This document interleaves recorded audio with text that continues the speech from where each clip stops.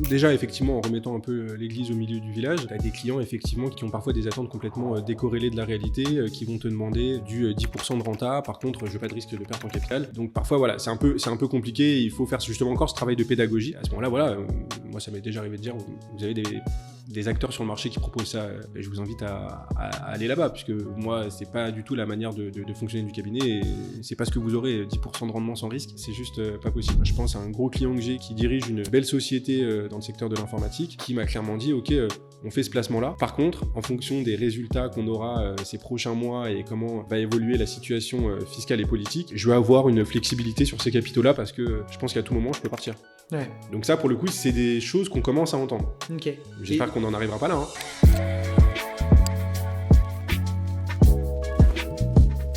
Enchanté Jonathan. Bonjour Louis. On se connaît bien. On avait pas mal discuté auparavant. On a failli bosser ensemble. Peut-être que ça arrivera dans les mois qui viennent. Tu es gestionnaire de patrimoine. C'est ça. Chez Orama, on a beaucoup fait de podcasts avec beaucoup d'avocats, etc. On s'est ouvert aux professions réglementées. Et là, aujourd'hui, l'idée, c'est d'avoir un petit peu des nouvelles têtes sur d'autres professions. Pourquoi ça va intéresser les avocats qui nous écoutent aujourd'hui? Parce que c'est un peu la majorité de notre audience. C'est comment on peut bosser aussi avec un gestionnaire de patrimoine. Donc, ce que tu fais, comprendre un peu qui tu es, etc. Et à quel point ils peuvent s'imbriquer un petit peu aussi dans le cheminement de travail. On a aussi d'autres professions réglementées qui nous écoutent, des experts comptables, etc. Donc, je pense que l'idée, c'est un peu la voie que je donne sur ce podcast, c'est d'ouvrir à d'autres professions et s'ouvrir un peu le champ des possibles et comprendre un peu ce qu'on peut mettre en place avec toutes ces professions-là. Donc, très content de t'avoir. Tu es un gestionnaire de patrimoine brillant. Une petite structure mais qui envoie pas mal, et donc l'idée c'est de te présenter, de comprendre ce que tu fais, d'aller un petit peu dans le détail sur tes accompagnements et sur ce que tu considères être toi un bon gestionnaire de patrimoine, et puis voilà, donc je te laisse déjà te présenter, j'ai plein de questions et puis on enchaîne. Très bien, déjà merci de me recevoir. Jonathan Rosen, j'ai 34 ans. J'ai fondé Etsa Patrimoine il y a un peu plus de 4 ans maintenant, en 2020, donc dans une période pas forcément la plus simple. Et avant ça, j'ai travaillé une grosse dizaine d'années dans le secteur de la gestion privée, chez un gros cabinet indépendant, dans une banque privée, et puis ensuite dans un second temps, entre guillemets, de l'autre côté de la barrière, puisque je m'occupais de former les conseillers en gestion de patrimoine sur une thématique immobilière, puis sur une thématique financière. Donc voilà, aujourd'hui je dirige Etsa Patrimoine. Il y a 2 collaborateurs avec moi qui travaillent au sein du cabinet. Trop bien. Et l'idée, c'est de continuer à faire croître Etsa Patrimoine avec une croissance qui reste maîtrisée. Je pense que c'est un point important. Et de voir où est-ce que ça nous mène. Ouais, magnifique. Ce que j'ai beaucoup aimé avec toi, Jonathan, c'est que quand on avait discuté, tu es très tourné autour des chiffres. On sent que l'important pour toi, j'imagine que gestionnaire de patrimoine, c'est peut-être quelque chose qui vous lie tous, mais je ne l'ai pas senti chez tous les autres. Tu es très centré, mais autant, j'imagine, sur les chiffres de tes clients que sur les chiffres de ton cabinet. Tu as dit que tu avais fait de la formation pour d'autres gestionnaires de patrimoine, du coup. Est-ce que ça t'a aidé, toi, justement, ce côté un peu pédagogie par rapport à tes clients? C'est-à-dire la manière de te présenter, la manière de présenter les choses, peut-être de l'évangéliser un peu ton travail par rapport à tes clients?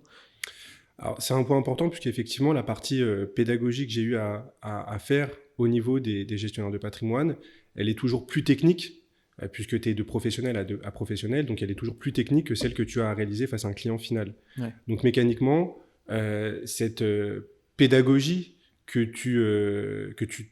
à laquelle tu t'obliges en fait vis-à-vis d'un professionnel, mécaniquement, elle est plus facile à réaliser après pour un client final.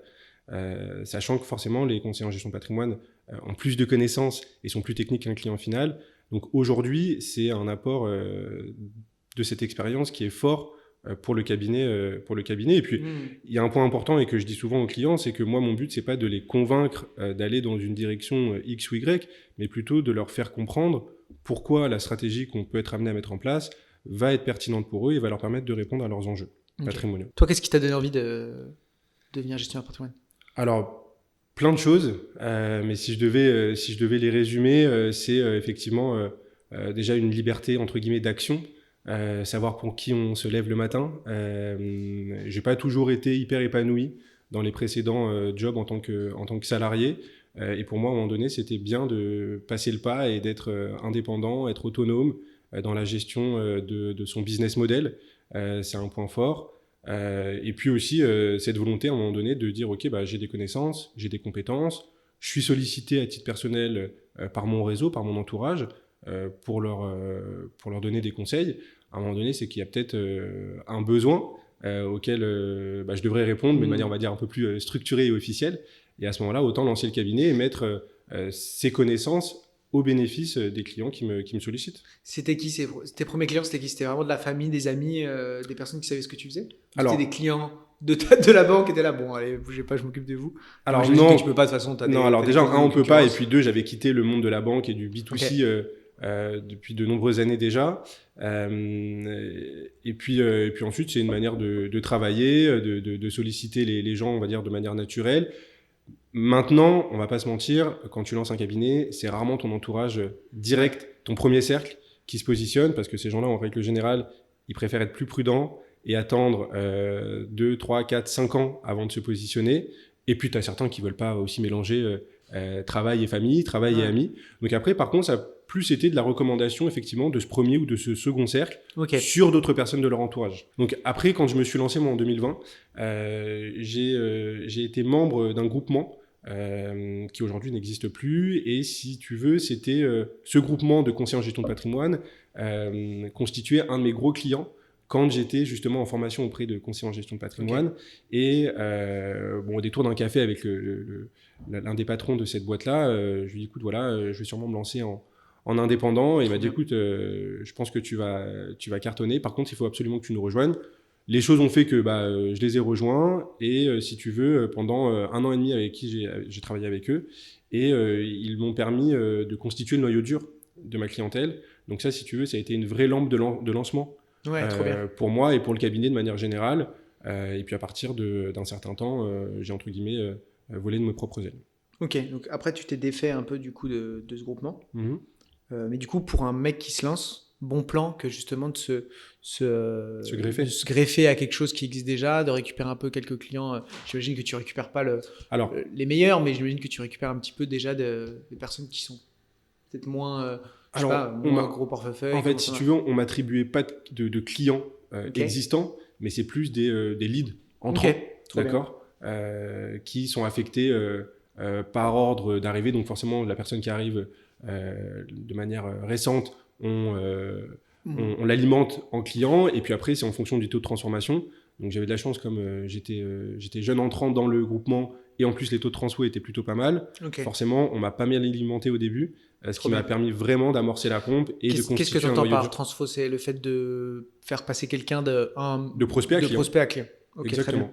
Donc j'imagine que, mais tu vois, c'est là où l'importance de l'aspect pédagogique, c'est de dire, et c'est un peu la question que j'allais venir, c'est pour moi la qualité première d'un gestionnaire de patrimoine, et tu me diras si je me trompe, c'est le fait de faire comprendre ce que vous allez mettre en place et se rendre compte que, et tu me diras si je me trompe, mais il n'y a pas de magie, c'est technique, il y a des choses à mettre en place, et si on fait les choses de manière intelligente par rapport à un projet donné, normalement tout devrait bien se passer.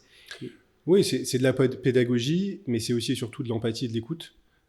Chacun a sa situation, chacun a son environnement patrimonial, chacun a ses projets, ses objectifs, et l'idée c'est vraiment de se montrer le plus à l'écoute possible, le plus compréhensif pour s'adapter à la situation de chacun, et derrière bâtir des stratégies qui permettent de répondre derrière avec de la pédagogie et d'expliquer par A plus B pourquoi cette stratégie va pouvoir nous mener d'un point A à un point B qui va répondre à son objectif. Tu vois, tu parlais tout à l'heure de chiffres, donc effectivement je regarde beaucoup les chiffres de manière générale, que ce soit pour les investissements de mes clients, mais pour le cabinet. Donc je trouve que c'est aussi une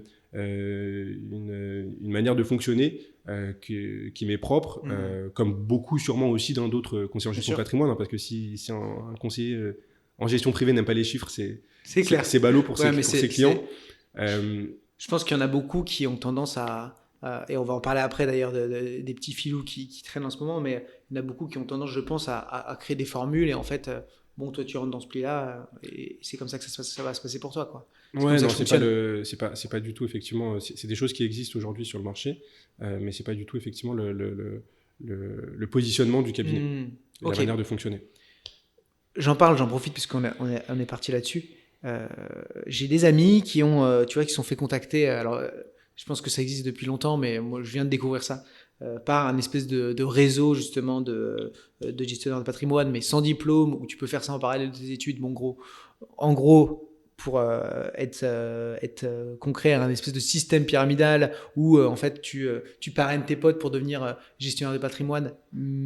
Est-ce que déjà de un, parce que tu as déjà dû t'en as entendu parler, on en avait discuté, c'est légal de faire ça, et de deux, comment on différencie surtout, tu vois, moi je suis jeune entrepreneur, n'importe quel gestionnaire de patrimoine peut me contacter sur LinkedIn, ce qui n'est rarement fait et c'est dommage, donc pourquoi pas mettre en place chez toi aussi si tu le fais pas, mais comment je différencie un mec qui justement est dans ce type de réseau, qui n'y connaît rien, il a été formé à la va-vite, et un gars qui a fait ses années en banque privée, qui a le diplôme, qui est carré dans son accompagnement. Bon, déjà, c'est officiellement et juridiquement parlant, je pense que c'est rarement ce qu'on appelle un système pyramidal, même si ça peut s'imager, en fait. Mais ça y ressemble beaucoup dans la manière de fonctionner, puisque en fait, si tu veux, tu as 2-3 bonhommes en haut de la pyramide, et puis après, si tu veux, chacun est recruté, va développer sa clientèle, et derrière va aussi recruter des conseillers qui vont aussi générer des clients, et si tu veux, chacun, à un moment donné, va aussi prendre sa rémunération. Mécaniquement, les solutions qui vont être proposées, tu vas avoir plus de frais parce que l'entité et la chaîne verticale va avoir besoin de marger à fond, tous les échelons. Et tous ces frais-là, bien évidemment, vont se mettre au détriment du client et ça va venir, si tu veux, gréver la performance finale pour le client. Donc ça, c'est un premier point. Le deuxième point, c'est le fait d'avoir une société d'un côté, énorme groupe avec 300 bonhommes sur le terrain au travers de la France qui vendent à tout va sans avoir une partie conseil, et puis de l'autre côté des sociétés on va dire à taille plus humaine qui fonctionnent un peu à l'artisanal et qui vont véritablement bâtir des stratégies personnalisées. Mais aujourd'hui c'est compliqué d'allier justement solutions pertinentes, personnalisées avec des frais qui soient corrects et justement en face des grosses sociétés qui vont pouvoir vendre à tout va des solutions entre guillemets packagées sur lesquelles il y a des gros volumes qui sont entre guillemets réservés en amont et à qui on va dire aux commerciaux allez-y, vous vendez cette solution à tous les clients parce que c'est la solution qu'on a packagée et sur laquelle on a déjà préenregistré notre marge et malgré que ça puisse ne pas convenir aux clients aujourd'hui dans ma palette, c'est ce qu'il faut vendre. Donc ça, c'est ce qu'on peut voir malheureusement, même si personne ne dira et personne ne dira voilà, c'est comme ça. C'est ce qu'on peut voir parfois sur le marché quand les clients font face à de grosses structures. Hein. Et puis c'est normal, une grosse structure, elle a des grosses charges, des locaux qui coûtent des centaines de milliers, voire des millions d'euros par an. À un moment donné, il faut aller chercher plus de marge. Et cette marge-là, mécaniquement, elle va venir détériorer la rentabilité pour le client. Ok. D'accord. Et puis après, le commercial, parce que j'appelle pas ça forcément un conseiller en gestion privée, mais c'est plutôt un commercial.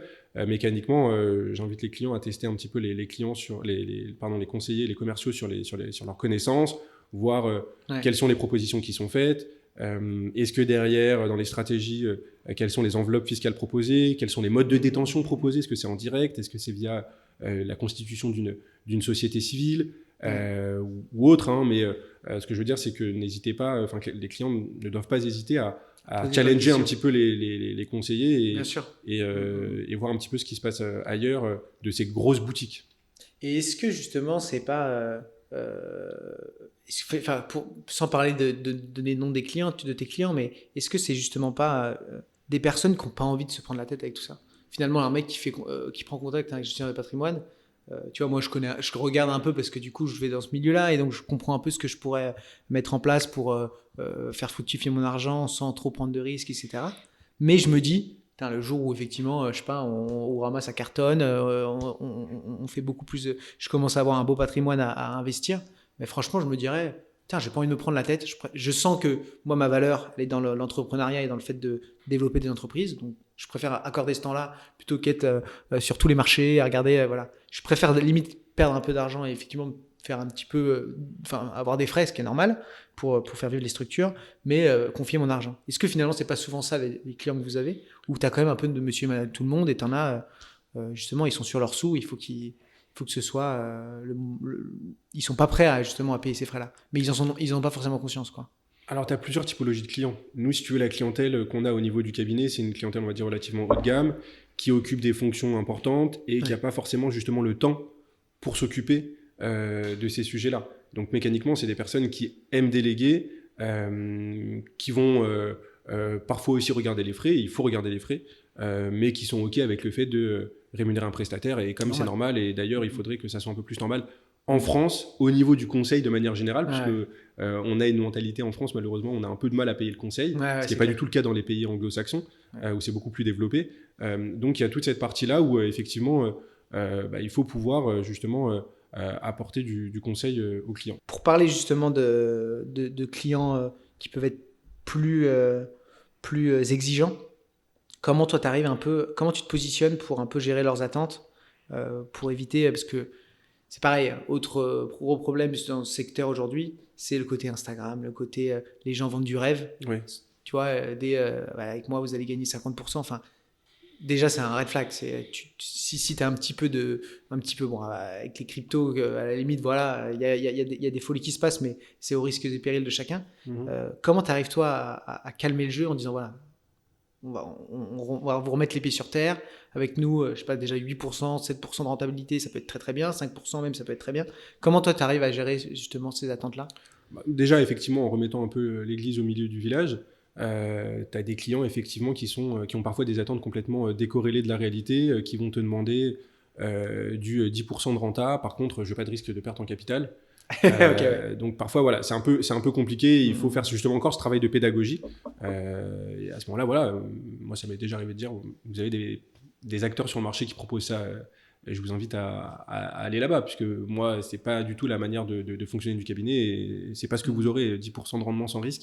C'est juste pas possible. Ça, c'est le premier point. Le deuxième point, c'est toujours revenir sur les enjeux patrimoniaux, les objectifs patrimoniaux du client et ne pas hésiter à faire prendre de la hauteur au client en lui disant, voilà, aujourd'hui, on a des sujets qui sont les vôtres, constitution de patrimoine, anticiper la retraite, générer du revenu, maîtriser ma fiscalité, etc. Penchons-nous d'abord sur quel plan on va mettre en place pour répondre à ces différents enjeux-là. D'accord ? La rentabilité, elle va venir derrière, qui sera, quoi qu'il arrive, une rentabilité, on va dire, cohérente, à la fois entre le profil de risque du client, donc son appétence et ou son aversion au risque, et le gain qu'il est capable d'aller chercher. Mais ce qu'il faut, à terme, c'est voir quelle stratégie on peut mettre en place pour aller atteindre son objectif, et c'est souvent des objectifs, encore une fois, on y revient, chiffrés pour le client, qui nous va nous donner un exemple. Je souhaite partir à la retraite dans 12 ans, avoir en contrepartie dans 12 ans des revenus complémentaires de 2000 € par mois. Donc voilà, tu vois, c'est très chiffré, très planifié. Et t'as beaucoup de clients qui ont des objectifs clairs comme ça ? De plus en plus. De plus en plus. Est-ce que c'est parce qu'ils sont plus informés ou est-ce que parce qu'ils sont plus alertés sur les sujets notamment de retraite avec effectivement, c'est un sujet dont on va peut-être parler, mais effectivement toute la partie instabilité fiscale, politique, etc. Ouais. Donc les gens se préoccupent beaucoup de ces sujets-là, ont besoin de se projeter, mine de rien. Tu as des gens dans l'attentisme qui justement ne veulent rien faire parce que c'est extrêmement volatile. Et tu en as d'autres qui justement au contraire prennent entre guillemets le taureau par les cornes et qui vont dire ok, il faut mettre en place des choses tout de suite parce que je sais pas comment ça va se passer. Ouais.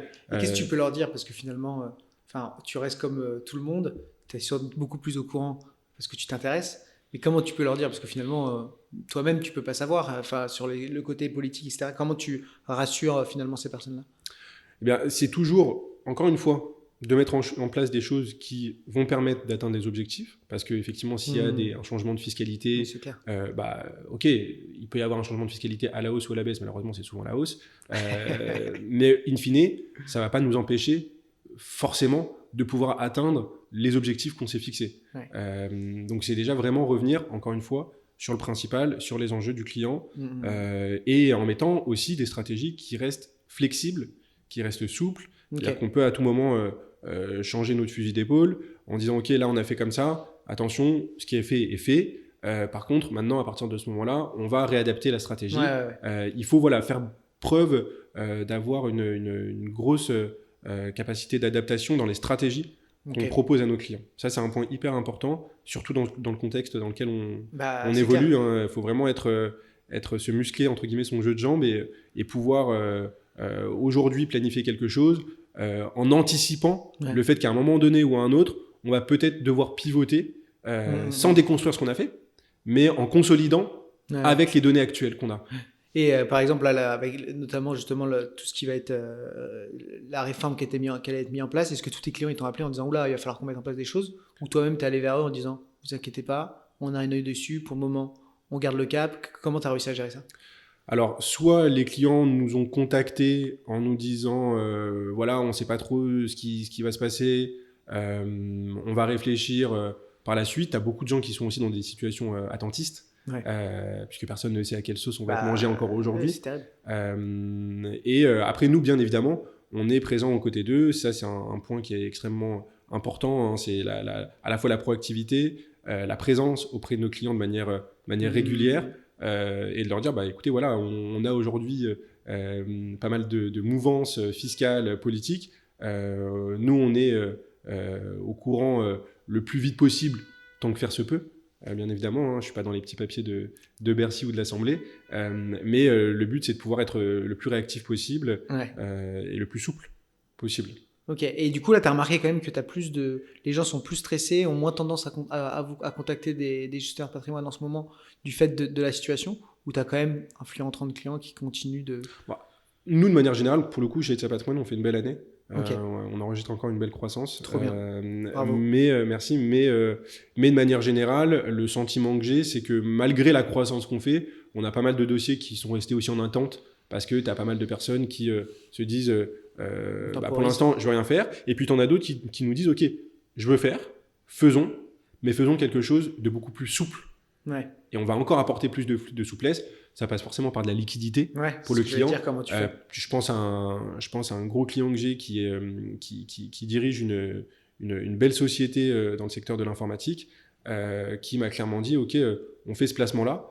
Par contre, en fonction des résultats qu'on aura ces prochains mois et comment va évoluer la situation fiscale et politique, je vais avoir une flexibilité sur ces capitaux-là parce que je pense qu'à tout moment, je peux partir. Donc ça, pour le coup, c'est des choses qu'on commence à entendre. J'espère qu'on n'en arrivera pas là. Et toi, tu accompagnes sur le volet un peu création de société, enfin sans créer les sociétés, mais voilà, je vais vous accompagner sur la création de ça, sur des expatriations. Ça t'arrive d'avoir ce type de Alors, on a des clients expatriés, par contre, on n'accompagne pas sur des expatriations. Mais on a des clients expatriés, on a des clients non résidents. Mais si tu veux, on peut pas tout faire. Alors voilà, on peut pas tout faire, et donc effectivement, c'est la raison pour laquelle on a constitué un réseau, un écosystème de partenaires avec qui on travaille. Et quand vous bossez avec eux justement, comment ça fonctionne un petit peu? Alors, on fonctionne sous forme de prescription, si tu veux, en bonne intelligence. Ça va être des professions que tu connais très bien, avocats, experts comptables, notaires principalement, parfois même banque d'affaires. Trop bien. Et avec qui on va être amené à travailler de manière ponctuelle. Et quand nous, on va dire aux clients, on ne peut pas vous accompagner sur tout, puisqu'on ne peut pas tout connaître. Il faut aussi savoir justement où s'arrêtent ses compétences. Et à ce moment-là, on va orienter le client vers la bonne personne, vers le bon interlocuteur.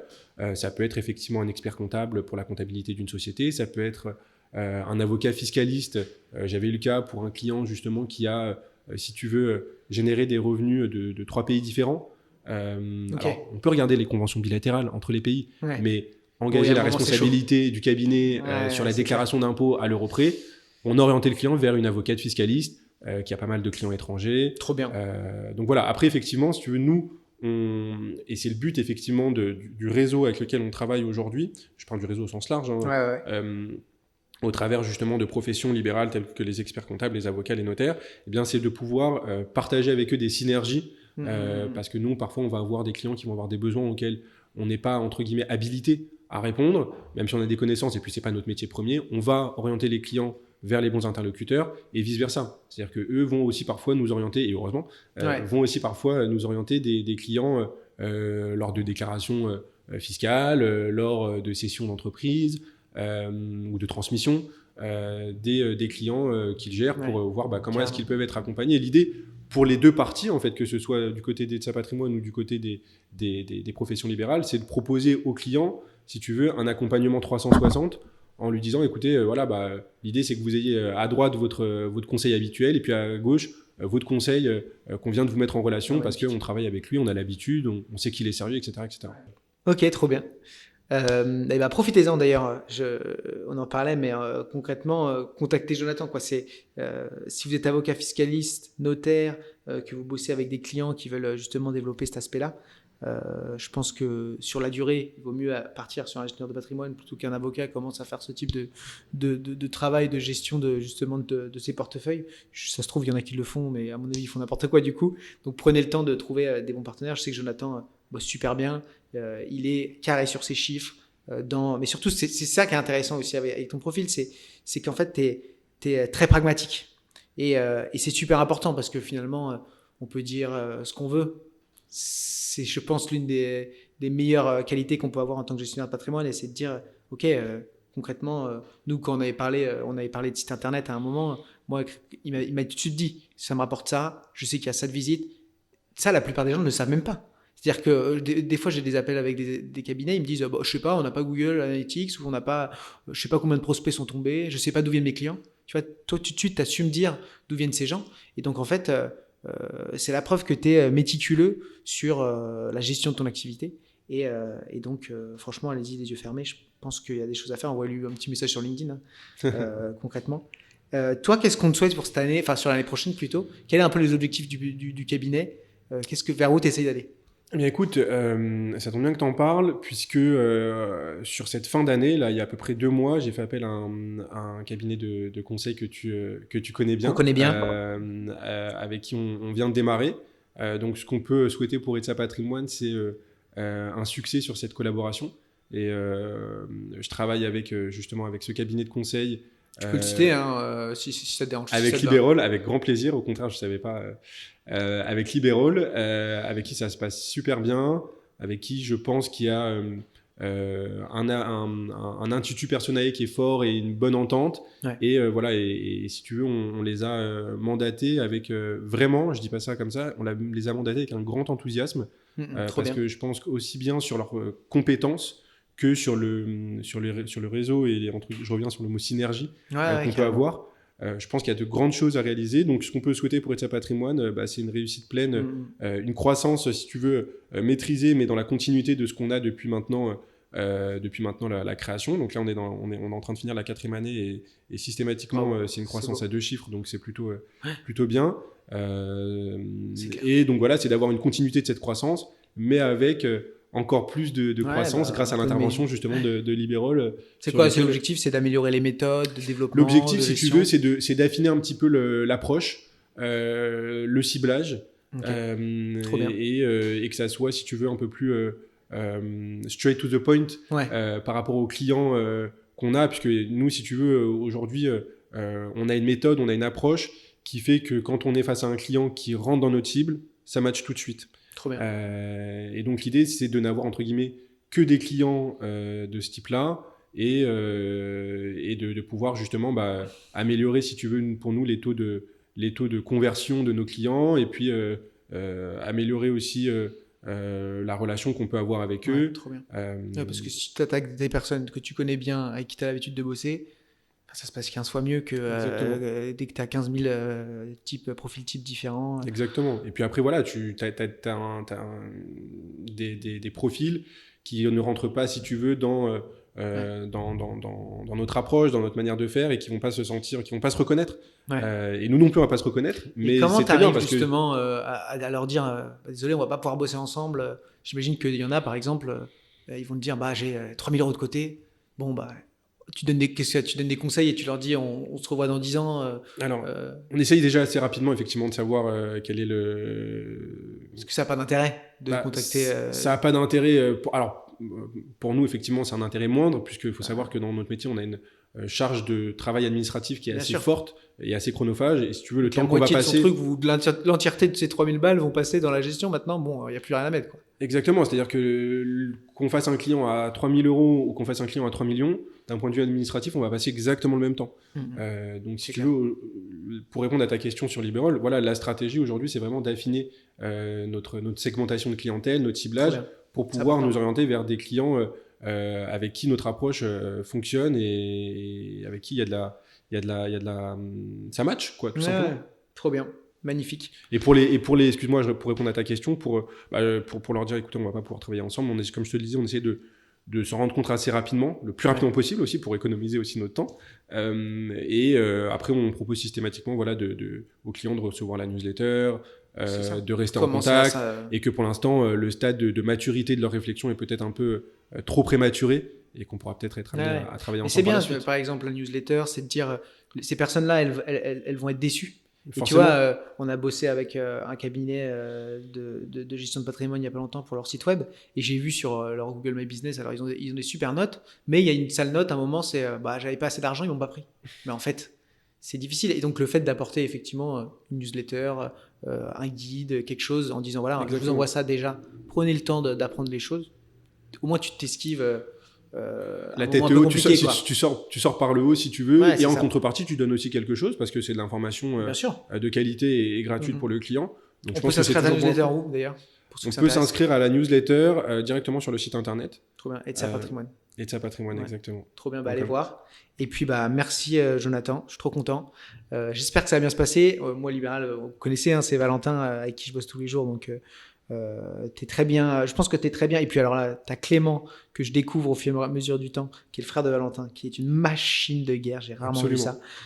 Et donc tant mieux. Et j'espère que d'autres suivront ta dynamique, mais pas trop parce que faut déjà que toi tu fonces. D'autres avocats, d'autres notaires, d'autres experts comptables, bien sûr. Ils peuvent pas les avocats, mais